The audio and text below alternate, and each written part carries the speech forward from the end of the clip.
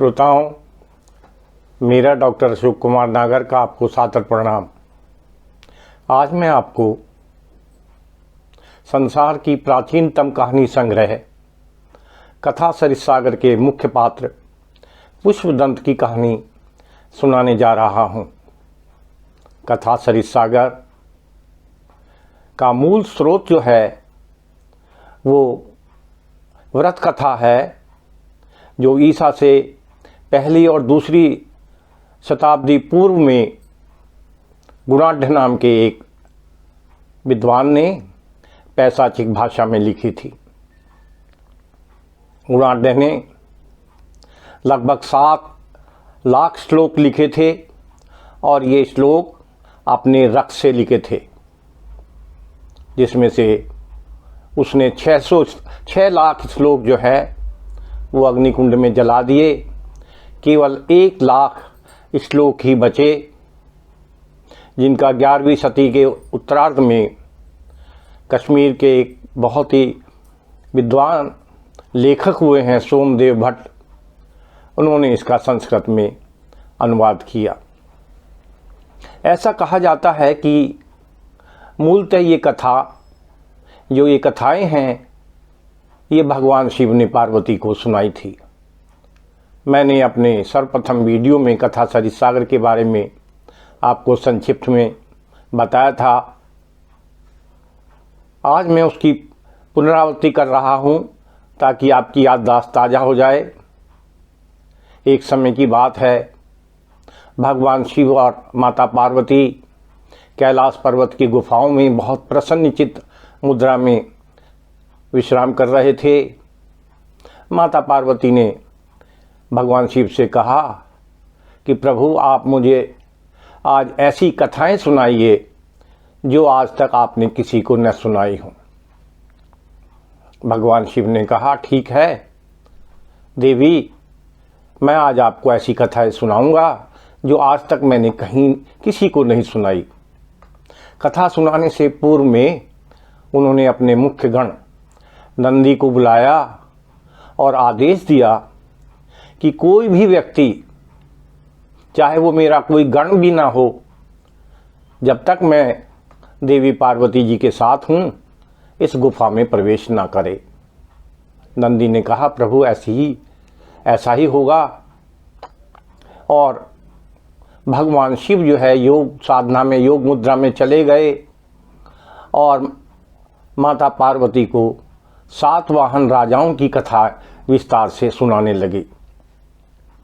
इसी बीच में भगवान शिव का एक मुंह लगा गण जो था, जिसका नाम पुष्पदंत था, वो आया और नंदी से कहने लगा, मैं भगवान शिव से मिलना चाहता हूँ। नंदी ने कहा कि आप अंदर नहीं जा सकते।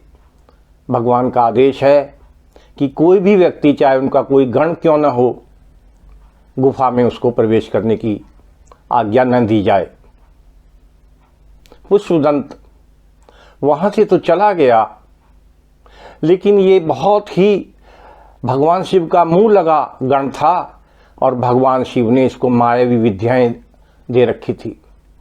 ये किसी भी प्राणी का, जीव जंतु का रूप धारण कर सकता था और संसार के किसी भी भाग में, तीनों लोकों में ये जा सकता था। कि वहाँ से तो चला गया, गुफा के द्वार से कुछ दूरी पर जाके इसने एक भौरे का रूप बनाया और ये चुपचाप गुफा में प्रवेश कर गया। कहने का तात्पर्य है कि वो कथाएं जो भगवान शिव ने एकांत में सबसे पहले देवी पार्वती को सुनाई थी, चोरी छिपे पुष्पदंत ने भौरे का रूप धारण कर वो कथाएं सुन ली। और कथा समाप्त होने के बाद ये अपने घर गया और वहाँ जो इसकी पत्नी थी जया, उसको ये कहानियाँ इसने विस्तार से सुनाई। एक दिन माता पार्वती जब अपने बाग में, बगीची में घूम रही थी अपनी सेविका के साथ, जया के साथ, तो वो कथा सुनाने लगी जया को। लेकिन जया जो है इन कथाओं के बारे में आगे ही आगे बोलती जाने लगी। ऐसा लगा कि ये कथाएं उसने पहले से ही सुन रखी हैं। माता पार्वती को बड़ा क्रोध हुआ। वो आंधी के समान तेजी से चलकर भगवान शिव के पास गई और कहा, प्रभु मैंने आपसे प्रार्थना की थी कि आप जो कथाएं मुझे सुनाएंगी वो और किसी को ना सुनाई गई हों, लेकिन मेरी जो एक अनुचर है जिसका नाम जया है वो तो ये सारी कहानियां जानती हैं। भगवान शिव ने ध्यान लगाया और पता लगाया ये किसका काम है। सभी गणों को बुलाया गया और पुष्पदंत ने अपना अपराध जो है स्वीकार कर लिया। एक और दूसरा गण था माल्यवान। वो भगवान शिव से और माता पार्वती से सिफारिश करने लगा कि इसको क्षमा दे दी जाए, लेकिन माता पार्वती ने शिव से कहा कि इनको सजा दीजिए, अब ये किसी भी स्थिति में शिवलोक में रहने के अधिकारी नहीं हैं। भगवान शिव ने कहा ऐसा ही होगा। भगवान शिव ने और पार्वती ने इनको श्राप दिया कि जाइए शिवलोक से, अब यहाँ आपके रहने के लिए कोई स्थान नहीं है, आप मृत्युलोक में जाके जन्म लीजिए। ये दोनों जो गण थे, पुष्पदंत और माल्यवान, भगवान शिव और पार्वती जी के चरणों में गिरकर गिड़गिड़ाने लगे और कहा कि प्रभु हमें ये तो बताइए कि हमें ये श्राप से मुक्ति कब मिलेगी। भगवान शिव ने कहा कि विंध्याचल के जंगलों में एक कारणभूति नाम का एक पिशाच मिलेगा, उसको पुष्पदंत सबसे पहले ये कथाएं सुनाएगा और कथा सुनाने के बाद पुष्पदंत का जो श्राप है वो समाप्त हो जाएगा। कारणभूति जो श्रापग्रस्त है, जिसको कुबेर ने श्राप दिया हुआ है, वो भी पुनः यक्ष की योनि में आ जाएगा, उसका भी श्राप समाप्त हो जाएगा। और इससे पहले कारणभूति ये कथाएं जो है माल्यवान को सुनाएगा और माल्यवान इनका प्रचार प्रसार करेगा। तो इस प्रकार जो है पुष्पदंत और माल्यवान दोनों का जो है श्राप समाप्त हो जाएगा और दोनों लोग जो हैं भगवान के जो एक गण हैं पुनः जो है ये शिवलोक में स्थापित हो जाएंगे। ऐसा ही हुआ। माल्यवान ने ये कथाएं जो है एक राक्षस को सुनाई विंध्याचल में, और माल्यवान का जन्म वररुचि नाम के एक ब्राह्मण के रूप में हुआ। और उसने जब ये कथाएं विंध्याचल के पर्वतों में कारणभूति नाम के एक पिशाच को सुनाई, जो मूलतः यक्ष योनि में था और जिसको कुबेर ने श्राप दे दिया था, तो ये कथाएं सुनाने के बाद कारणभूति ने कहा कि वररुचि ये बताइए कि ये तो भगवान शिव के अलावा ये कथाएं तो कोई नहीं जानता, क्या आप भगवान शिव के कोई अवतार हैं या उनके कोई गण हैं? यदि ये कहानी गुप्त ना हो तो कृपया कर मुझे अपने बारे में विस्तार से बताइए। तो वररुचि जो है, यानी पुष्पदंत जिसने वररुचि के रूप में जन्म लिया था, वो अपनी कहानी जो है कारणभूति को सुनाता है। बहुत ही रोचक कहानी है। ये कहानी मैं आज आपको सुनाने जा रहा हूं, पुष्पदंत की कहानी। पुष्पदंत कारणभूति से कहता है कि मेरे पिता का नाम सोमदत्त था और मेरी माता का नाम वसुदत्ता था। कौशंबी नामक नगर में मेरे माता पिता रहते थे। मेरे जन्म के बाद मेरा जो नाम है वररुचि रखा गया, क्योंकि संसार की सारी जो अच्छी चीज़ें हैं वो मुझे पसंद आएंगी, इसलिए मेरा नाम उन्होंने वररुचि रखा। कुछ ही दिनों पश्चात जो मेरे पिता थे सोमदत्त, उनकी अकाल मृत्यु हो गई और मेरी माता ने बहुत ही मुसीबत में परेशानियां सहकर मेरा लालन पालन किया।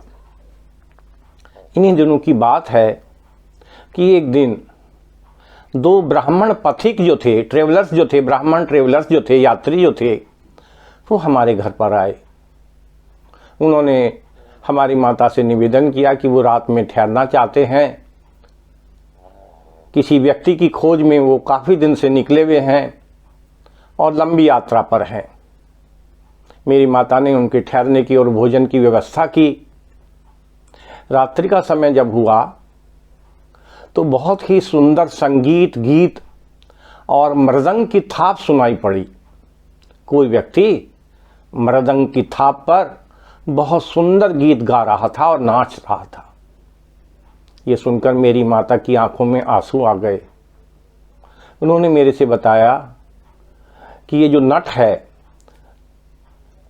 ये जो गा रहा है, तो ये जो है एक नंद नाम का नट है और जो आपके पिता का मित्र था, ये बहुत सुंदर गीत गाता है और नर्तन करता है, नृत्य करता है मृदंग की थाप पर, और लोगों के मनोरंजन के लिए ये नर्तन कर रहा है और गीत गा रहा है। मुझे आज आपके पिता की याद आ गई। वररुचि ने अपनी माता से कहा कि माता, मैं भी ये नृत्य देखना चाहता हूँ, ये गायन सुनना चाहता हूँ, और मैं ठीक वैसा ही नृत्य आपको करके दिखाऊंगा और अक्षरशः यानी एक एक शब्द जो ये गीत गा रहे हैं ये भी गाकर आपको सुनाऊंगा। आप मुझे वहाँ जाने की आज्ञा दें। ये जो दो ब्राह्मण इनके घर में ठहरे हुए थे, इनके साथ ये नृत्य का कार्यक्रम देखने गया और लौटने पर इसने जो है वो सारे जो है नृत्य और वो जो गीत थे वो अपनी माता को और इन ब्राह्मणों को सुनाए और नृत्य करके दिखाया। ब्राह्मण बड़े आश्चर्यचकित हुए। उन्होंने वररुचि की माता से पूछा कि ये तो बहुत आश्चर्य की बात है। तो मेरी माता ने कहा कि ये विलक्षण बुद्धि का बच्चा है। एक बार में जिस चीज़ को देख लेता है, जिस चीज़ को सुन लेता है, ये वो इसकी याद हो जाती है और इसकी बुद्धि बड़ी विलक्षण है। आप कौन हैं? कृपया कर आप भी अपना परिचय दीजिए। उन ब्राह्मणों ने कहा कि हे माता, मेरा नाम व्याडी है और ये जो मेरा मित्र है इसका नाम इंद्रदत्त है। हमारे जो पिता थे देवस्वामी और करमभक्त, वो दोनों भाई भाई थे। पहले मेरे पिता की मृत्यु हुई, कुछ समय पश्चात ये जो मेरा मित्र है या चचेरा भाई है, इसके पिता की भी मृत्यु हो गई। और हमारी माताएं जो थी वो अपने पति के मरने के कारण बहुत ही विदीर्ण हो गई, बहुत दुखी हो गई, और धीरे धीरे हमारी दोनों की माताओं का भी स्वर्गवास हो गया। हम लोग जो है अनाथ हो गए। हालांकि हमारे पास प्रचुर मात्रा में धन था लेकिन विद्या नहीं थी। तो हमने भगवान कार्तिकेय की बहुत गहन तपस्या की और भगवान कार्तिकेय ने हमें स्वप्न में एक दिन वरदान दिया कि आप पाटलिपुत्र नाम के शहर में जाइए, वहाँ पर हर्ष नाम का एक आपको विद्वान मिलेगा, वो सारी विद्याएं आपको सिखाएगा। हम पाटलिपुत्र गए और ढूंढते ढूंढते नगर में हमने लोगों से हर्ष नाम के किसी विद्वान के बारे में पूछा तो लोगों ने हंसकर जवाब दिया कि हाँ, हर्ष नाम का मूर्ख इसी नगर में रहता है। हम लोग बड़े निराश हो गए। फिर भी हम उसका घर ढूंढते हुए उसके घर पहुँचे। उसका घर जो था बहुत जीर्ण शीर्ण था। बहुत सारे चूहों ने उसके में बिल बना रखे थे। दीवारें लगभग गिर चुकी थी। जो घास फूस से बना छप्पर था वो लगभग उड़ गया था। उसी के नीचे बैठा हुआ एक विद्वान जो है ध्यान मग्न बैठा हुआ तपस्या कर रहा था। हमने जो वहाँ स्त्री थी और जो हर्ष की पत्नी थी उनसे नमस्कार किया और अपने आने का प्रयोजन बताया। हमने ये भी बताया कि आसपास के लोग आपके पति को मूर्ख कहते हैं। तो वो जो विद्वान था तपस्या कर रहा था हर्ष नाम का, उसकी पत्नी ने कहा कि मेरे पति दो भाई थे। बड़े जो थे उनका नाम हर्ष था, जो मेरे पति हैं, और जो मेरे पति के छोटे भाई थे उपहर्ष, ये दोनों जो थे, भाग्य की विडंबना है कि मेरे पति तो मूर्ख रह गए और गरीब रह गए, और मेरे जो पति के छोटे भाई हैं उपहर्ष, वो बहुत विद्वान बन गए और बहुत धनी बन गए। लोग जो हैं मेरे पति को मूर्ख कहते थे, तो मेरे पति ने बहुत कार्तिकेय की गहन तपस्या की, और कार्तिकेय ने उनको वरदान दिया कि आपके अंदर बहुत सारी विद्याएं हैं, लेकिन वो तभी जागृत होंगी जब आप किसी स्रोत सुधा बोलते हैं, जो पहली बार सुनकर ही किसी चीज़ को जान जाए, सीख जाए, एक बार के सुनने पे, एक बार के देखने पर जिसको सब कुछ याद हो जाए, जब ये विद्याएं आप सबसे पहले उसको बताएंगे तो आपकी विद्याएं चारों तरफ लोकप्रिय हो जाएंगी। तो उस ब्राह्मण ने हमारे से कहा कि आप जाइए और ऐसे किसी व्यक्ति की, छात्र की खोज कीजिए जो एक बार सुनने पर ही सारी विद्याओं को सीख ले और जान जाए। हम लोग उसी बालक या छात्र की खोज में मारे घूम रहे हैं। अभी तक हमें सफलता नहीं मिली, लेकिन आपके बच्चे को देख के लगता है कि अब हमारा कार्य सिद्ध हो गया है। हम चाहते हैं कि आप अपने बालक को हमारे साथ जाने की अनुमति दें, और हम लोग तीनों जाके पाटलिपुत्र जाएंगे और हर्ष से विद्याएं सीखेंगे। वररुचि कहता है कारणभूति से कि ये सुनकर मेरी माता बहुत प्रसन्न हुई, और उन्होंने भी बताया कि जब बालक का जन्म हुआ था तो आकाशवाणी हुई थी कि हर्ष नाम का कोई उपाध्याय है, वो आपके बच्चे को बहुत ही उच्च शिक्षा देगा। तो मैं इंतजार कर रही थी कि वो शिक्षक कहाँ से मिले, और अब आपने बताया तो आप मेरे पुत्र को ले जाइएगा। उन दोनों ब्राह्मणों ने बहुत सारी स्वर्ण मुद्राएं मेरी माता को दी ताकि वो अपना निर्वाह कर सकें, और मुझे लेके हम तीनों लोग पाटलिपुत्र नगर में हर्ष के पास आ गए। हर्ष को हमने इस बच्चे के बारे में बताया, वो बहुत प्रसन्न हुआ। इस बालक का यज्ञोपवीत किया गया और हम लोग हर्ष से विद्याएं सीखने लगे। हर्ष एक बार में जो विद्याएं पढ़ाते थे, ये जो वररुचि नाम का बालक था, इसको सारी ये कंठस्थ हो जाती थी, याद हो जाती थी। फिर ये जो विद्याएं थे, ये मुझे व्याधि को बताता था, तो 2 बार में मेरे कंठस्थ हो जाती थी, और फिर मैं तीसरी बार में इंद्रदत्त को बताता था, तो 3 बार सुनने पर इंद्रदत्त को भी ये सारी विद्याएं कंठस्थ हो जाती थी। धीरे धीरे हमने बहुत सारी विद्याएं जो हैं हर्ष से सीख ली। चारों तरफ हर्ष का नाम हो गया। दूर दूर से बहुत सारे छात्र विद्वान हर्ष के पास आने लगे, और वो उसके पास प्रचुर मात्रा में धन भी हो गया। और जब इसकी ख्याति जो है वहाँ के राजा नंद के पास पहुँची, तो राजा नंद ने भी हर्ष को बहुत सारा धन दिया, और विलक्षण बुद्धि के बालक वररुचि को, जो नंद वंश का अंतिम सम्राट था योगानंद, उसने अपना मंत्री बना लिया। मंत्री बनने के बाद ये काफ़ी समय तक राजा योगानंद के मंत्री रहे, और एक दिन ये काफ़ी समय बाद माँ विंध्यावासिनी के दर्शन करने जब विंध्याचल पर्वत पे गए, तो माता विंध्यावासिनी ने इनको याद दिलाया स्वप्न में कि वररुचि, अब समय आ गया है कि आप विंध्याचल के जंगलों में कारणभूति नामक पिशाच को खोज कर उसको ये कथाएं जो हैं, जो आपके पूर्व जन्म में आपने भगवान शिव से सुनी थी, ये कथाएं उसको सुनाएं ताकि आप श्राप से मुक्त हो सके। तो इसीलिए मैंने ये कथाएं आपको सुनाई है। आपको ये कथाएं, एक दूसरा गण माल्यवान है, उसको सुनानी है, और इस प्रकार जो है पुष्पदंत जो है श्राप से मुक्त हो गए, और पुनः जो है भगवान शिव के गण बनकर शिवलोक में स्थापित हो गए। उसके बाद कारणभूति ये कथाएं जो हैं, दूसरे जो गण थे भगवान शिव के माल्यवान, और जिन्होंने गुणाढ़ के रूप में जन्म लिया था उनको ये कथाएं सुनाते हैं और वो भी अपने श्राप से मुक्त हो जाते हैं। गुणाढ़ की कथा मैं आपको अगले वीडियो में सुनाऊंगा।